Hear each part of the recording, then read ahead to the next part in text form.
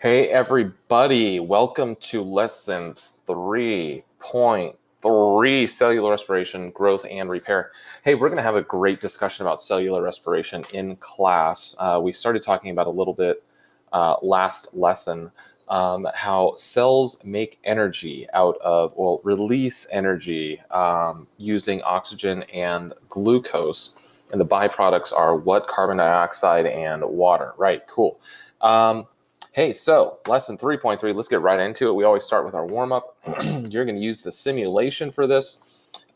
Select healthy body, then observe, feed the body 3 sandwiches. All right, that's what I want. Just give me 3 sandwiches. How many sandwiches do you want, Mr.? I want 3 sandwiches. I'm going to eat them all right now.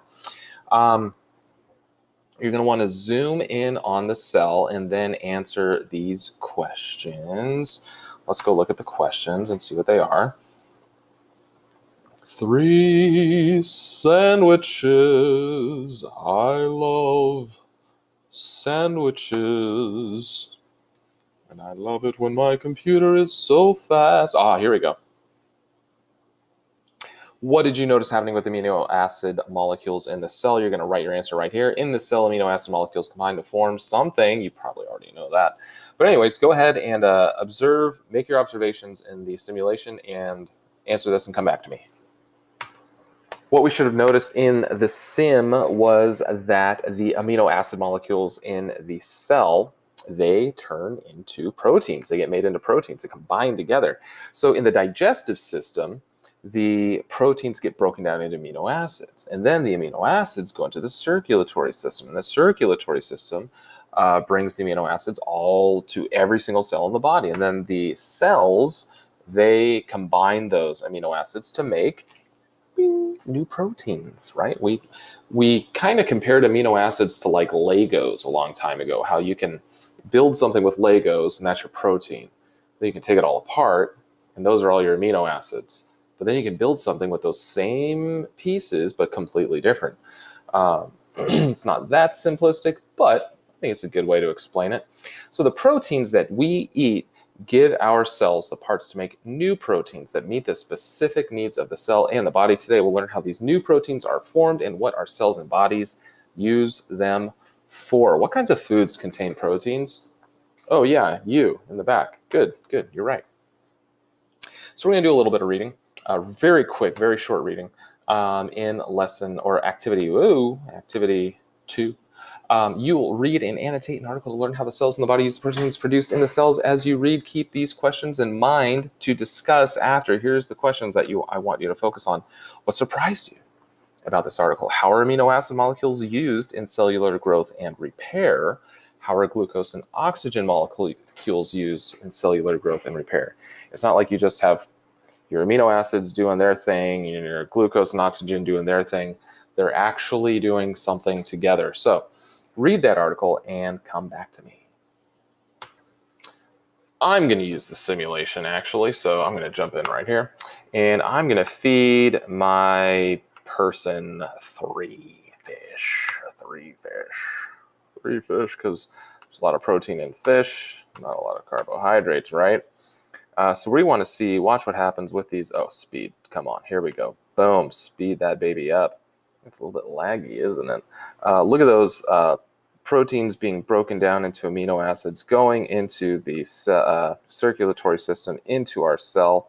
They're hanging out up here at the top, and boom, look, they're combining to form proteins. Mr. Regan, how do you know that those proteins didn't just go into the cell as proteins? Well, look, I mean, do you see them going into the cell that way?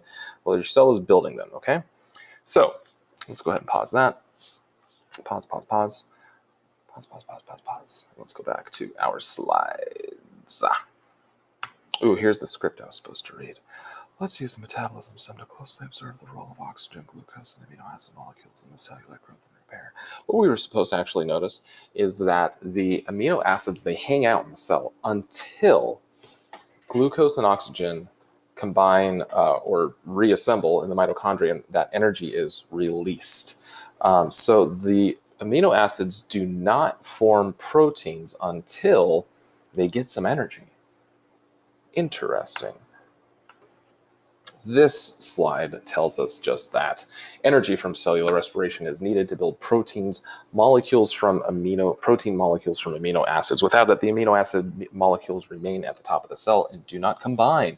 Hey, you can try that in a simulation at home.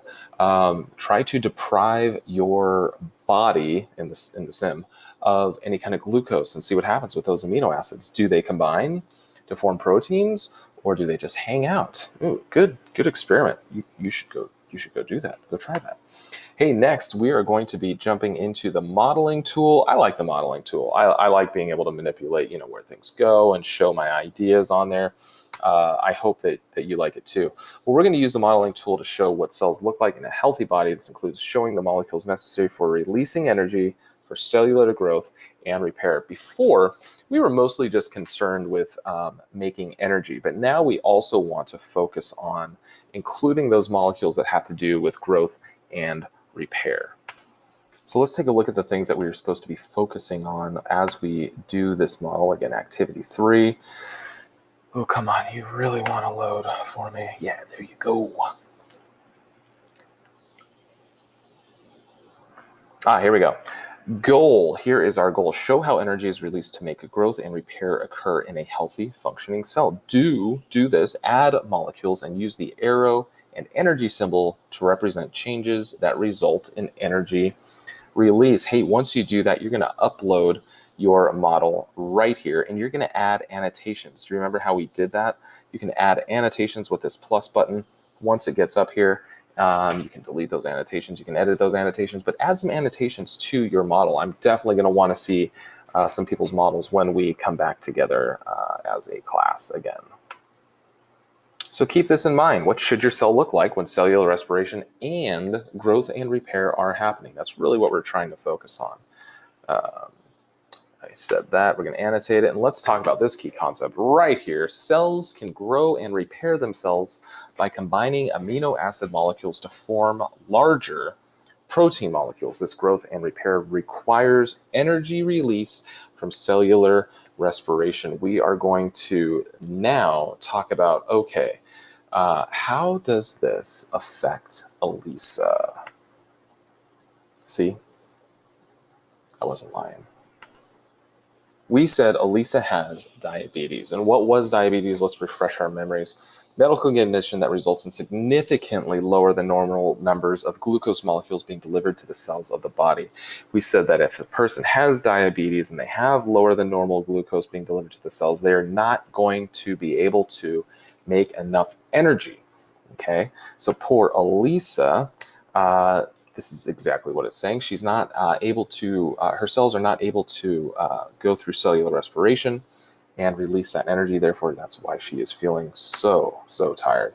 So we're going to write about how Elisa's diabetes also could affect her body's ability to grow and repair cells. So it goes beyond just this feeling of being tired, but what else might be affected by this? So let's take a look at this assignment right here.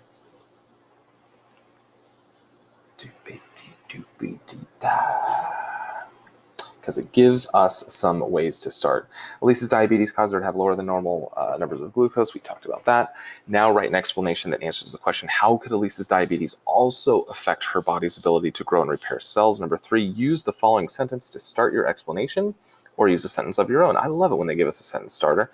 Diabetes could affect how well Elisa's cells can grow and repair themselves. Great. Try to use these words down here. Reference the simulation that we just looked at the beginning of the lesson. That could also be very helpful. Reference the article that you read towards the beginning of the lesson. That will also give you some really good information for writing this explanation. Last thing, I know we're already there, the homework. You're going to read an article about a rock climber. For this activity, you will read and annotate an article called The Big Climb, which is about how rock climbers' body systems work. Then you'll answer some questions. So pretty straightforward. Read the article, answer the questions, and then you're done. Congratulations. You've done it yet again. You're just so knowledgeable. I'm proud of you.